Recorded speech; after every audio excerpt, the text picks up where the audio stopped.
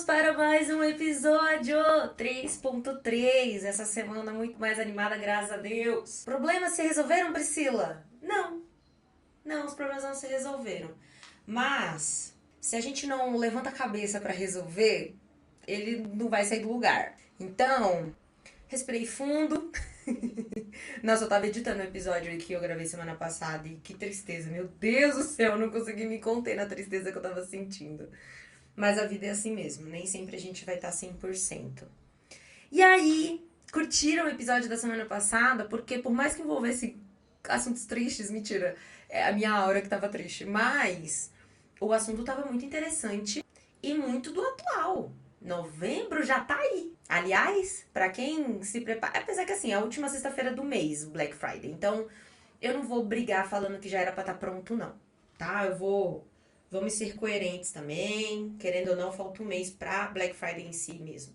E geralmente a galera se prepara um mês inteiro. Por isso que eu já ia dar uma leve bronca falando que já deviam estar preparados. Porém, entretanto, por todavia, é a última sexta-feira do mês de novembro. Então, sempre há tempo, sempre há tempo. Só não sufoca o artista, como diz o meme atual.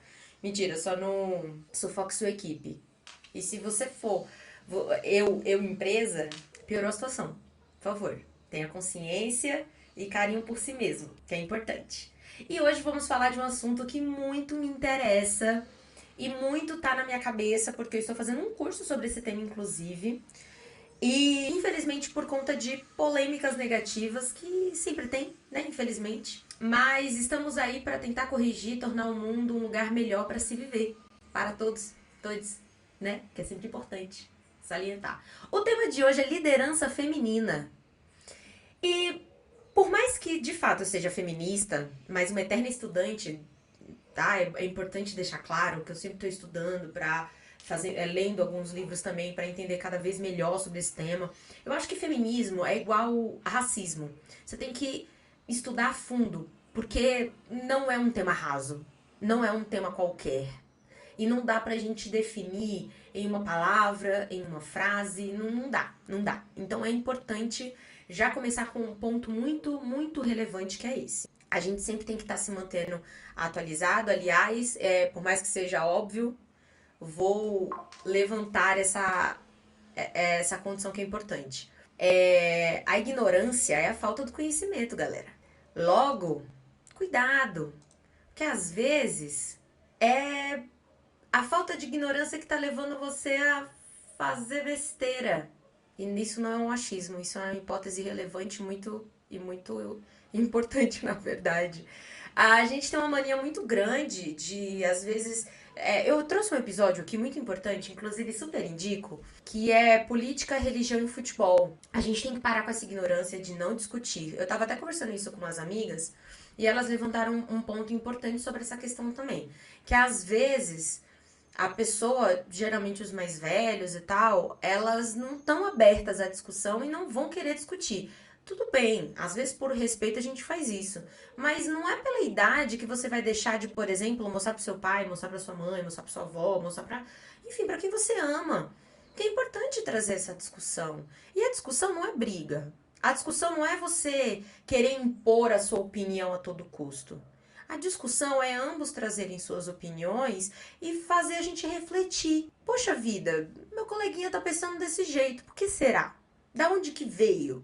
E aí ele fala e você entende.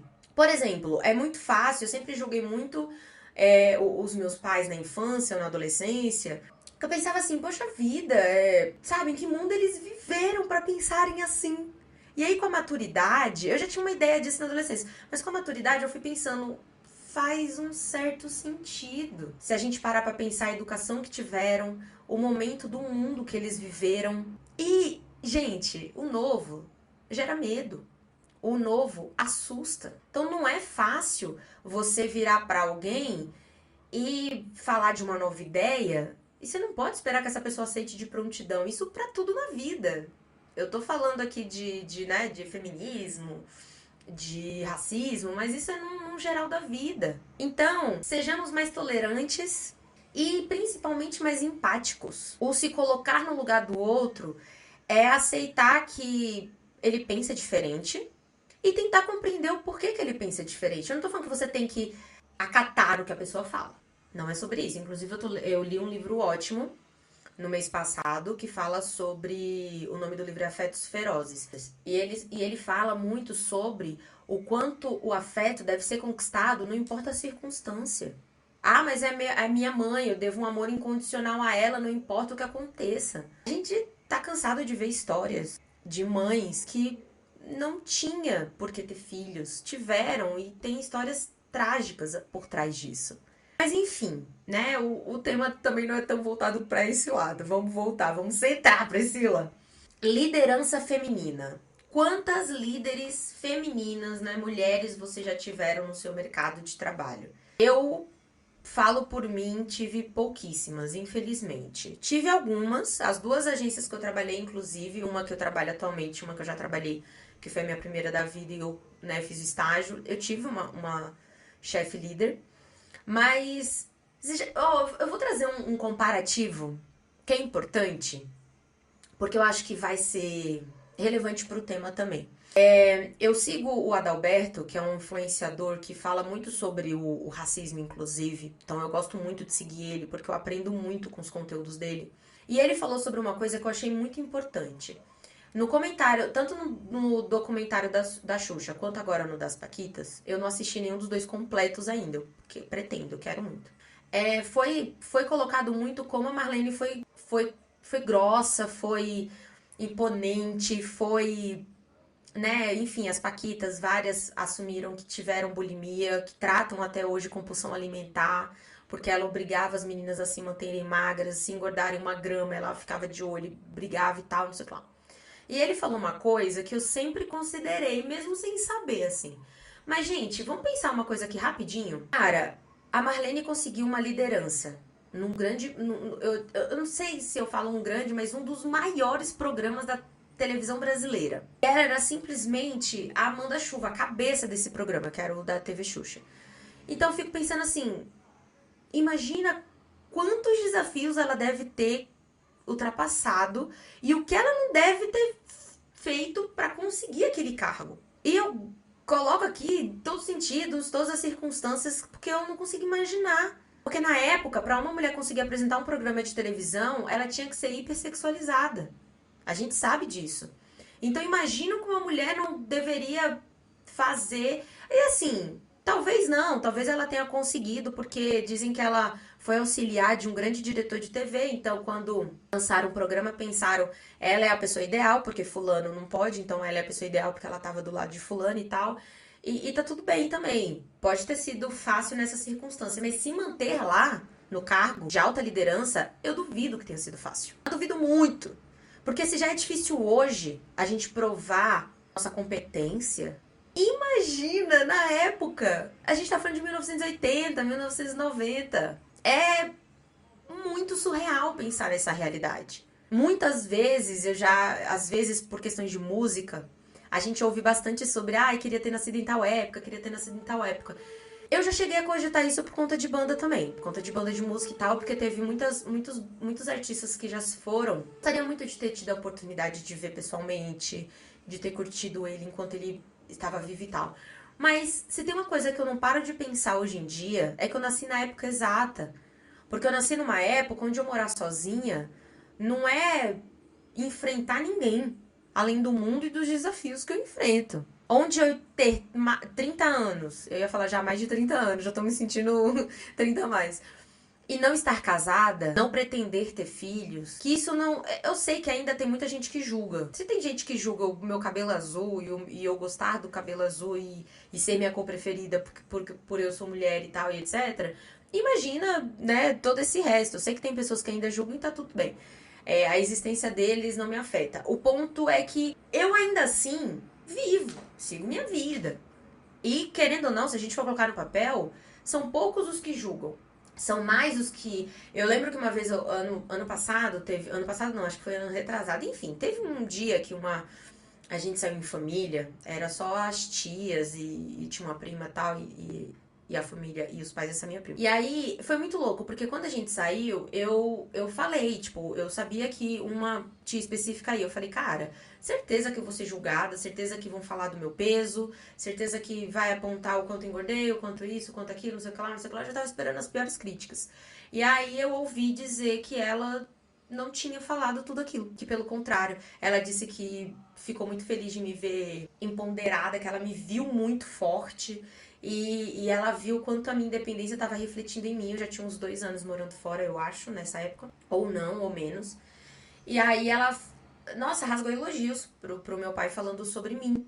Então, é sobre isso. As pessoas veem algumas modernidades com melhores visões do que antigamente. Mas então imagina antes. Então, assim, é claro que eu não tô defendendo a Marlene, tá? Fazer uma geração inteira ser bulêmica é complicado, ter compulsão alimentar é complicado. Não estou romantizando isso que ela fez, mas eu tô tentando entender, eu tô tentando praticar empatia. Será que no lugar dela, na época que ela viveu tudo aquilo, será que eu fazia diferente? Porque assim, é fácil eu falar que hoje eu faria tudo diferente. É fácil eu dizer que hoje eu sou hashtag corpo livre. É fácil eu dizer hoje que eu, de abrir a boca pra falar, tudo bem que eu não falo pra muita gente que eu moro sozinha, porque, né, perigo da vida. Mas é muito fácil a gente falar com a experiência que a gente tem hoje. Assim como eu ouvi dizer, e eu concordo muito, que é muito errado a gente julgar o nosso eu do passado pelas atitudes que eles tiveram. Porque, gente, o nosso eu do passado não tinha experiência e maturidade que a gente tem hoje. E muitas das vezes, aquilo que a gente cometeu de errado foi o que fez a gente amadurecer e pensar melhor sobre aquilo. Talvez se a gente não tivesse passado por aquilo, a gente nunca teria aprendido. Eu costumo dizer que Deus conhece a gente muito, muito, muito bem. E Ele sabe exatamente como fazer a gente aprender uma lição. Então ele sabe que às vezes se ele pegar leve, a gente não vai aprender aquela lição. Ele sabe que se ele pegar leve, a gente não vai entender que aquilo é certo ou errado. Então ele faz exatamente do jeito que tem que fazer, porque a gente é um bando de teimoso, que não entende. Às vezes com um letreiro piscando na sua frente. Então ele vai lá e te ensina do jeito que você tem que aprender. Que ele sabe como você vai aprender. Não é nem que ele fica tentando que nem um desconhecido. Não, ele conhece a gente. Então ele faz de tudo para que a gente entenda da melhor maneira possível. Só que às vezes a gente tem que aprender pela dor. Fazer o quê, né? E a liderança feminina, gente, a gente tá cansada de saber, tá? Eu vou trazer aqui alguns dados, alguns resultados de pesquisas muito relevantes, inclusive de 2024, deste ano, é atualizado. E eu fico triste de pensar que a gente ainda tá discutindo esse assunto, mas em contrapartida eu também fico um pouco feliz de saber que a gente tá tendo um certo avanço. Parece que não, mas estamos. Acredite se quiser, estamos. Porque já tem muita coisa que mulheres do passado não conseguiam. Minha mãe não conseguia considerar. Na minha idade, apesar que na minha idade ela já estava casada e com 2 filhos, mas, sei lá, mais jovem, ela não tinha opções de escolhas do que eu vou ser quando crescer, do que eu vou fazer da minha vida. Ela sabia que ela tinha que casar para conseguir ter uma certa liberdade, e aí ela pensou em escolher o homem mais possível dentro daquilo, porque a gente vivia uma realidade onde violência doméstica era muito comum, normalizado. O que eu não sei o que é pior, se é ser comum ou ser normalizado, mas enfim. O machismo completamente gritante. Então ela não tinha opção. A opção dela era casar e a única escolha que ela teve foi escolher o marido. Que foi em partes, né? Porque ela, né, foi meio que as famílias não se gostavam, mas tiveram que se gostar porque eles decidiram ficar juntos e ponto. Mas assim, talvez a mãe dela não tivesse nessa escolha de escolher o homem que fosse ter filhos e se casar. Talvez a avó dela, então, muito menos. Então, existe um avanço. É pequeno, eu diria que é minúsculo, mas é existente. E a gente não pode ignorar porque faz parte da história e fazer o quê, né? Eu ia falar não tá tudo bem, mas não tá tudo bem, não. O que acontece? Eu falei que eu tava fazendo um curso, né? O nome do curso é Liderança Feminina. Eu tô fazendo através da Fluxos. E esse curso, ele é caríssimo. Mas eles liberaram para as mulheres que se interessavam, inclusive o curso é só exclusivamente para mulheres, óbvio, né? É um pouco óbvio, mas enfim. Porque foi depois daquela polêmica de um certo CEO, nunca um homem, mas sempre um homem, né? Ai, meu Deus, e ainda dizem que a gente escolhe de quem a gente gosta. Ô, gente, se eu pudesse escolher, eu nunca seria hétero, cara. Porque, olha, é uma tristeza gostar de homem, viu? É uma tristeza eterna, mas enfim, né?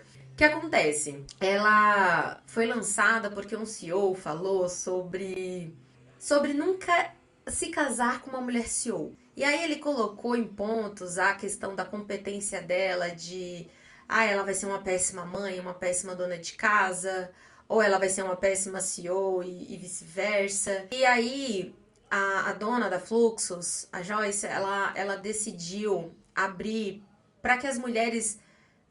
Porque assim, é muito difícil, gente. Vocês ficaram sabendo da notícia que a mulher do deputado, que era completamente avessa ao feminismo, e foi graças à Lei Maria da Penha que hoje ela tá viva para contar a história? Que sim, gente, feminicídio tá aí. E sabe qual é a maior razão do feminicídio hoje? Você ser mulher. Feminicídio. É você morrer por você ser mulher. É de um absurdo tão grande essa frase, ou o significado dessa palavra, que eu fico até sem palavras, assim. Sem saber o que falar sobre, porque é de um absurdo imenso. Mas a maioria dos homens não aceitam um término. A maioria dos homens não aceitam que a gente se vista como a gente quiser. Gente, isso é básico. A gente decidir em quem vai votar, a gente decidir em qual área vai. Não tem essa mais de profissão feminina e profissão masculina. Isso é de uma ignorância gigantesca. Elas lançaram esse curso e eu achei muito incrível e está sendo de uma grandiosidade imensa. Inclusive, os dados que eu trouxe para o conteúdo de hoje é referente à primeira aula. E, gente, eu vejo o quanto é importante ver isso aqui. Porque é muito difícil. Mas, ao mesmo tempo, eu também quero levantar uma coisa muito importante aqui, tá? Eu vou falar sobre liderança feminina, eu vou falar sobre números alarmantes e grotescos, mas eu quero deixar bem claro aqui que eu, Priscila, não defendo que eu quero a todo custo ver mulheres na liderança. Eu quero ver mulheres competentes na liderança. Então, ser feminista também é aceitar isso, porque, assim, feminismo não é contra o homem. A gente quer a igualdade de gênero. E aqui não é sobre a discussão de carregar cimento e força e genética, né? Que nem o nosso querido candidato a prefeito de São Paulo que falou sobre o crânio do homem ser maior do que o crânio da mulher, e se você quer ser igual, que quebra esse crânio. Não é sobre isso. Mas feminismo é sobre igualdade de gênero, é sobre eu sou competente, então eu vou competir por um cargo de igual para igual com outra pessoa competente. Entendam outra pessoa. Se essa outra pessoa é um homem, ou se é outra mulher, ou se é uma pessoa trans, ou se não importa, não importa. É sobre competência. Então, se eu souber que eu não sou tão competente, ou né, uma colega não é tão competente quanto um colega, eu não vou me opor ao meu caro amigo homem a se candidatar e a conseguir aquele cargo, porque foi por competência diferente. Então, só para deixar claro que eu acho que é muito, muito, muito importante sobre esse assunto, porque eu já vi coisas horrendas em lugares que eu trabalhei sobre esse assunto e sobre essa circunstância. Mas o que eu quero trazer aqui para vocês refletirem, e esses dados se baseiam nisso. Eu acabei de falar sobre a opinião de um CEO sobre uma mulher CEO, por que ele não se casaria com uma, etc. Eu quero que vocês só pensem no seguinte: esses mesmos questionamentos tragam para um homem? Pensem no seguinte: perguntem para o marido de vocês, para os irmãos de vocês, para os primos, colegas, enfim, não importa. Numa entrevista de emprego, já questionaram vocês sobre pretensões de ter filho? Alguém já questionou, você pretende ter filhos? E se você disse sim, que não vai ter essa pergunta pra ele, só pra deixar claro. Mas se disse sim, já questionaram como seria depois que eles nascessem? Com quem ficariam? Porque, gente, um filho é feito por duas pessoas. Vamos lá, aula de biologia. Um homem solta a sementinha, a mulher tem lá um óvulo. E aí a sementinha entra no óvulo. É participação dupla, gente.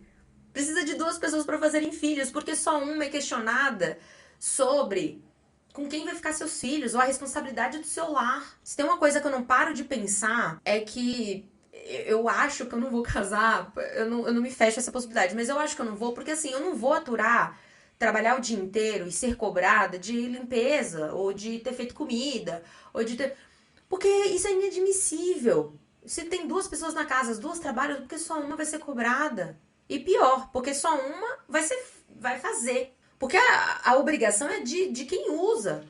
E ambos usam. Assim como quando a criança, ela não tem obrigação nenhuma de a fazer de casa. Mas assim que ela cresce, a primeira coisa que ela ganha é tarefas dentro de casa. Porque é necessário. Aliás, mães de meninos, eduquem os seus filhos para serem bons maridos. Para crescer sem esse estigma de, ai, homem que limpa a casa perde a masculinidade. Homem que lava uma louça, faz uma comida. Eu conheço um casal que o cara cozinha super bem e a menina não cozinha nada. As crianças odeiam quando a mãe vai pra cozinha. Eu acho isso o máximo. Porque realmente tem gente que não tem aptidão e tá tudo certo, tá tudo bem, não tem certo e errado. Tem certo e errado em julgar. Você vai julgar aquela mãe, aquele pai, por conta de como eles vivem? Eduquem seus filhos para serem bons filhos, para serem bons homens, para serem bons maridos. Dito isso, o tema é liderança feminina e eu quase tô aplicando aqui o feminismo goela abaixo de vocês, mas tudo bem. De acordo com o Global Gender Gap Report 2024, vou repetir o ano que é muito importante, 134 anos é o tempo estimado para que a paridade de gênero seja alcançada globalmente. Isso se crescer, tá? Isso se crescer. Porque antes da pandemia já era 80 e poucos anos. E esse número pode aumentar. Ai, gente, eu tô rindo de nervoso. Esse número pode aumentar e a gente nem sabe como. A gente tá falando de um número que pode mudar esporadicamente. Isso aqui mudou porque na pandemia, né, as circunstâncias também foram muito diferentes e teve, né, infelizmente, o surto pandêmico foi junto com o surto de saúde mental, porque a galera não estava preparada para aquela nova estrutura de vida e etc. Aquele estilo de vida e, enfim, mas isso aqui pode mudar. E a gente tá falando de algo básico, a gente tá falando de candidatos competentes que não conseguem atingir o mesmo cargo porque um deles é mulher. Isso é um absurdo. E deveria ser inadmissível. Mas, enfim, né? Outro número que, assim, ai que tristeza. 31% dos cargos de liderança sênior são ocupados por mulheres. 31%. Gente, comparado a 100. E assim, Priscila, mas você não defendeu sobre questão de competência? Será que para todos esses cargos existiam mulheres competentes para isso? Mulheres que trabalham e que estão me ouvindo. Ao seu redor, quantas mulheres no cargo de liderança vocês possuem? E essas que vocês possuem, caso vocês afirmem que tem. Eu tenho uma chefe, eu tenho uma líder mulher na agência que eu presto serviço hoje. E ela é uma baita líder, inclusive. Ela é uma baita gestora, ela sabe cuidar da sua equipe, ela sabe fazer a gestão muito bem feita. E, inclusive, ela conquistou esse cargo. É por competência que ela tá ali. E hoje, eu, pelo menos, né, na minha visão, não vejo ninguém que poderia substituí-la, por exemplo. Tanto que ela não consegue tirar 20 dias de férias, tadinha. Mas eu consigo dizer isso. Mas assim, você... E comentem aqui, por favor, pra mim saber, pra gente trocar essa ideia. Quantas mulheres você vê, se você tiver ao seu redor mulheres com cargo de liderança, que tem poder de fala? Que elas não só são líderes, como elas também têm poder de mudar alguma coisa da sua realidade. Você sabe, você confia que se você falar não, ou sim, ou não quero mais não quero mais isso, não quero mais aquilo. Quantas pessoas vocês acham, ou quantas atitudes ela possa tomar que de fato ela tem essa liberdade de bater um martelo? Então, esses 31% ainda tem levemente esse detalhe, que de novo me entristece bastante. Mas vamos seguir, que ainda tem muita coisa pra chorar. 70%, aliás, acho que é sextuagésimo? Centésimo? Acho que é centésimo. É a posição que o Brasil ocupa no ranking de igualdade de gênero entre 146 países pesquisados. De 146 não é tão... Tá, não é tão ruim. É uma posição ainda muito abaixo. O Brasil ainda é um país muito machista. E a gente sabe como identificar isso. Primeiro porque somos um país que é muito religioso. O Brasil, em sua grande parte, é muito religioso. E isso tem uma coisa muito boa e uma coisa muito ruim. A coisa muito boa é que é um povo muito esperançoso, é um povo muito cativo, é um povo muito afetivo. Mas em contrapartida, tem muitas pessoas que não sabem que a Sagrada Escritura ela é interpretativa. Não em vão, Jesus pregou muitas vezes com parábolas. que era para se fazer entender algum tema que às vezes era muito complicado da gente entender. Então, por isso que existe o curso de teologia, não é à toa que os pastores e os padres têm que estudar. Para entender melhor, porque ela é interpretativa. E outra, tem que ser colocada. Nossa, se tiver alguém religioso aqui ouvindo até aqui, a briga vai ser feia. A gente tem que levar em consideração que a Bíblia foi escrita há muitos anos atrás. Eu conheci um padre maravilhoso, que ele falou sobre a palavra que fala sobre submissão da mulher. E, cara, ele traduziu muito bem o que muitas pessoas não interpretam. Gente, a submissão, quando é colocada na palavra, é para ser mútua. Porque a submissão na Bíblia é como se fosse assim, respeito. Você deve respeito ao seu marido, mas o seu marido também deve respeito à sua esposa. Então, não tem essa. Por que o Papa estava defendendo o divórcio? Deus não quer que você permaneça no casamento só porque ele é um sacramento sagrado. Mas aí você tá apanhando, você tá sofrendo, você tá passando por violências psicológicas, domésticas, horríveis. Deus não quer isso pra sua vida. Então, a religiosidade tem um pouco disso, um pouco da submissão, um pouco do... É o lance da mulher troféu, que eu também fiz um episódio só sobre isso. Sobre romantizar de novo a mulher em casa. A mulher só fazendo serviços domésticos, cuidando dos filhos. E aí essa mulher sofre uma violência doméstica, como é que ela vai pensar em sair de casa se ela não tem nem independência financeira? É muito fácil a gente julgar a mulher que sofre violência e falar, mas ela não sai daquela realidade porque ela não quer. E se aquela mulher não tiver mais família? Não tiver mãe, não tiver pai, não tiver pra onde ir? Aí ela vai se divorciar, vai denunciar o marido e vai pra onde? Aí o marido não fica nem um mês na cadeia, volta pra casa. São muitas vertentes que a mulher, infelizmente, não tem muito suporte. Seja do governo, seja da lei, do jurídico. Então, isso aqui reflete muita coisa também. Por isso que é tão importante esse curso que eles liberaram gratuito, porque tem muitas mulheres que têm capacidade, têm competência, elas não têm confiança. Porque isso foi tirado da gente. Isso foi tirado das mulheres todos os dias das nossas vidas. Eu cresci ouvindo que eu deveria ser mãe, dona de casa. Tudo bem que eu fui incentivada pelos meus pais a estudar e a ter uma profissão, mas era para ajudar em casa, não para ser dona de casa no sentido dona literal, de cuidar das contas, de pagar tudo, de ter minha independência. Em nenhum momento eu fui instruída a cuidado com, tipo, não case a todo custo.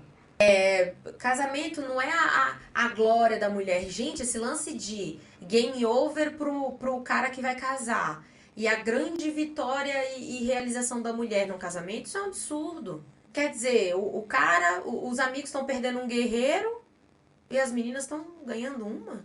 Deixando claro, eu não sou contra o casamento não, pelo amor de Deus. Eu até deixei claro aqui que eu não acredito que eu vá um dia casar, mas eu também não sou contra. Eu não acho que, meu Deus, eu nunca vou casar. Eu falei muito isso na adolescência. Inclusive, eu acho que deixei tantas pessoas varrerem meu pé porque eu não queria casar que tá funcionando.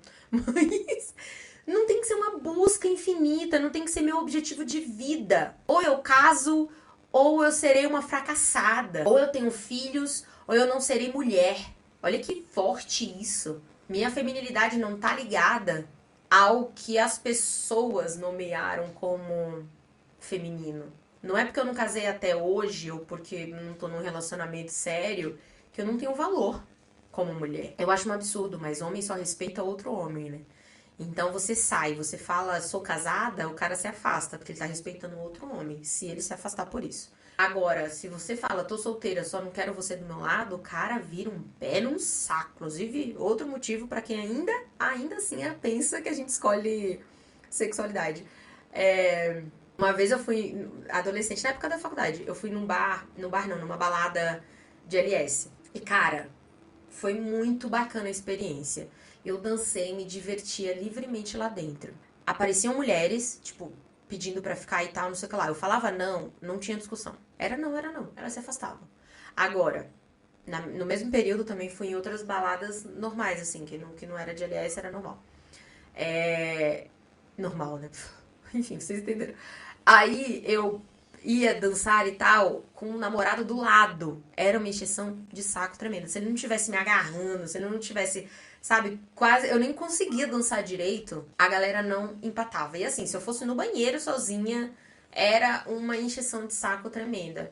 Gente, isso podia estar sendo normalizado. E aí os caras falam que a gente tá cada vez querendo menos ser elogiadas, a gente tá cada vez sendo mais masculinizadas. Não, é sobre respeito mesmo. Sabe quando você tem um irmão, você tem uma filha, e você fica. Você é homem, né? E você fica pensando que você quer o melhor pra ela, que você não quer que ninguém a fira, que ninguém a machuque. Então tem essa mesma pretensão. Existem N formas de você se aproximar de alguém, de você fazer um elogio, e tem super como você fazer isso de forma educada. E a gente sabe quando é de forma legal, interessante, e de quando é palhaçada, e machista, e escroto.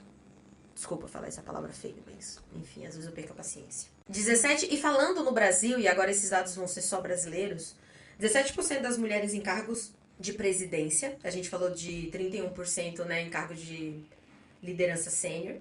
Então, 17 desses 31 em casos de presidência. Aliás, desculpa, falei errado agora. Não é dentro desses 31, não. É fora, porque sênior é uma coisa, presidência é outra. 21% de mulheres em posição de conselho, que geralmente é aquela área da empresa onde toma as decisões mais sérias e importantes de negócio e de mercado. A gente tá falando de 21%.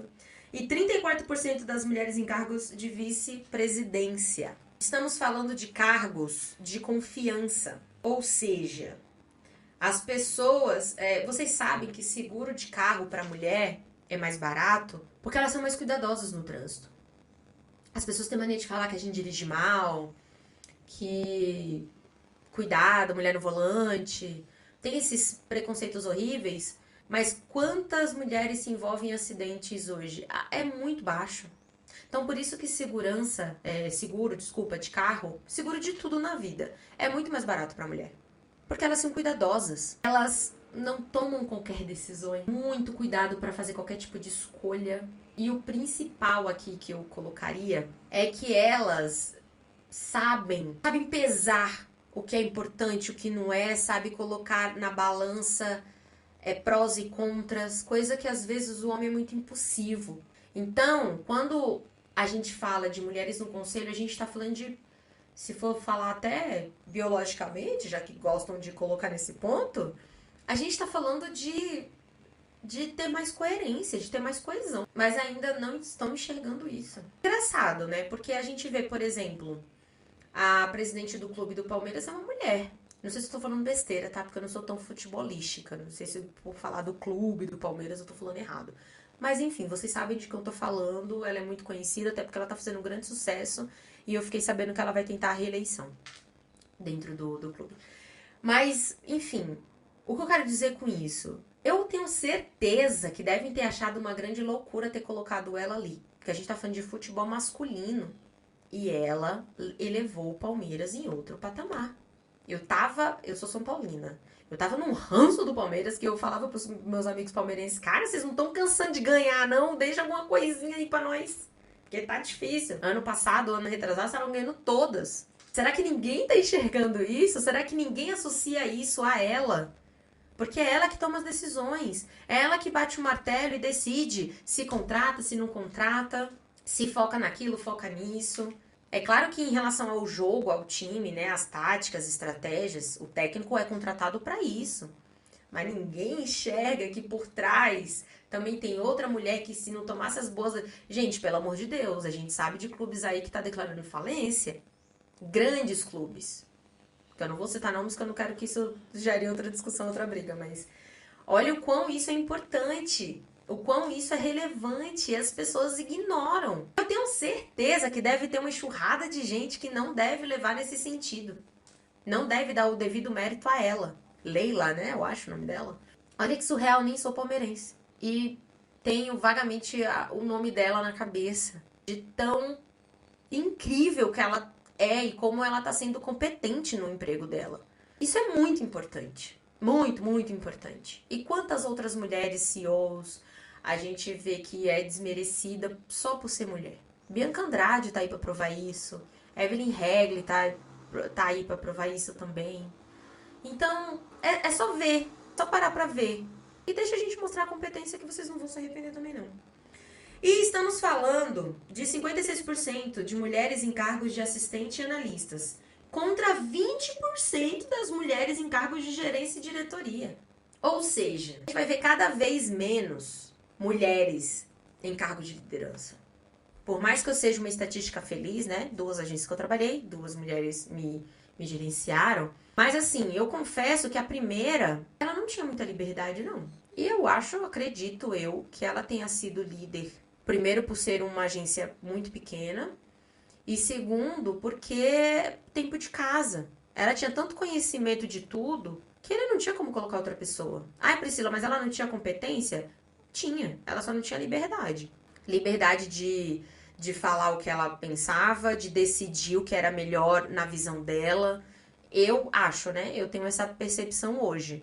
Que ela não tinha muita opção, assim, de... Ai, como é que eu posso dizer? De responsabilidade. Responsabilidade ela tinha, mas ela não tinha a liberdade de... Ai, não é essa palavra. Mas enfim, ela não tinha.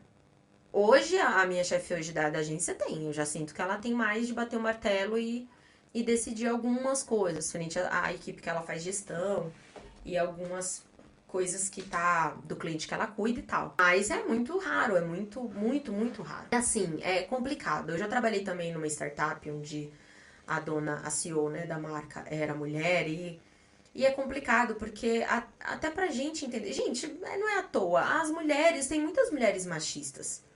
E as mulheres não são machistas porque elas acham legal. O mesmo lance da Marlene que eu falei, do DV Xuxa. É um lance de. Ai, não sei se eu errei o nome dela. Mas é um lance de. Se eu cheguei nesse lugar, eu não quero que ninguém me tire. Então eu vou tentar a todo custo me manter nele. E aí, às vezes, tem que cometer um machismo aqui, uma atitude machista ali, infelizmente. Não tô falando que você deve agir assim. Mas assim, palavra de quem tá tentando ser diferente, que eu tô tentando não ser assim na minha empresa ou onde eu trabalho. Não é fácil. E o caminho é mais devagar do que tudo na vida.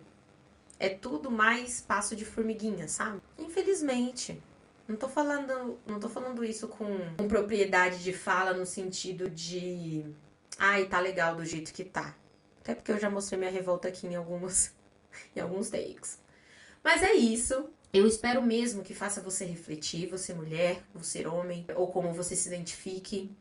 Que você pense nisso, olhe ao seu redor quantas pessoas têm contratado as mulheres. E se a gente for falar de idade, então, etarismo, mais velhos, homem, quanto mais velho, mais maduro, mais inteligente. Mulher, até porque mulher jovem pode engravidar, né? Pode ter filho e TPM e tudo ruim. Aí homem não, homem amadurece e fica cada vez mais legal. Não sei que teoria é essa, mas enfim. Acho que eles pensam que a menopausa, assim como a menstruação, em algum momento da nossa vida, interrompe. É claro que assim, nesses períodos, eu não vou negar que é complicado, né? Não vamos ser hipócritas. É muito difícil. Mas a gente dá o nosso jeito, a gente dá o nosso giro e a gente tá mostrando o nosso valor o tempo todo. A gente tá se mostrando competente o tempo todo. Só enxerguem isso, porque é importante, é relevante, faz sentido. Quer dizer, faz sentido? Deixo essa questão para vocês responderem nos comentários, aguardo o comentário de vocês.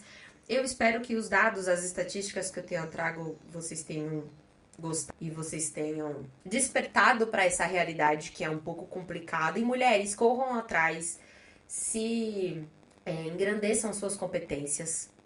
É muito importante. E não tenham receio. Ouvi uma vez um dado, aí esse eu não vou ter certeza nem a fonte nem a estatística. Mas sabe por que as mulheres têm mais dificuldades de conseguirem empregos? Porque quando a gente vê os pré-requisitos, a gente entende aquilo como obrigatoriedade para tocar o dia a dia. Então, se a gente vê um item daquela lista que a gente não tem, por exemplo, acontece muito comigo. Às vezes eu tenho competência para todos os itens, menos para o fluente em inglês. Eu não me candidato porque eu reconheço quando sou fluente em inglês. Então, já imagino, se na entrevista fizer um teste, eu não vou passar. Eu não sou fluente. Se no dia a dia tiver contato constante com alguém de fora, eu não vou conseguir fazer esse contato. Eu não sou fluente. E o homem, galerinha, ele vê aquela lista imensa, vê 2 que ele se qualifica, 15 que ele não se qualifica, e se candidata. Ele só confia e vai. Ah, vai dar. Se for pra dar ruim, ai dá. Não tem problema não. E a maioria é contratada. Então, eu diria que nos falta, como mensagem final, cara de pau. A gente precisa ter mais cara de pau. Eu tô tentando praticar isso, de sair me candidatando a vagas, porque é uma forma de eu fazer meu comercial na consultoria, né? De sair me candidatando, vendo vagas e tal, eu não vejo mais muitos requisitos, não. Eu só me candidato e penso, pô, se for necessário, vai ser mencionado em algum momento e aí eu falo a verdade, porque eu não sou de mentir numa entrevista nem no meu currículo. E a pessoa vai ver também pelo meu currículo que não vai ter aquela informação lá. Se for o caso, nem me chamam. Tá tudo bem, tá tudo certo. Assim como numa reunião de cliente eu faço o mesmo esquema. É isso, eu espero muito que isso tenha colocado uma pulguinha atrás da orelha de vocês para fazerem vocês pensarem nisso. E, de novo, não importa o seu gênero, não importa como você se identifica. É importante você pensar isso porque igualdade de gênero era para ser um assunto antiquado, era para ser um assunto do passado. E infelizmente não é. Infelizmente não é. Então é isso, eu espero que vocês tenham gostado. Aguardo o comentário de vocês. Um cheiro da Pri!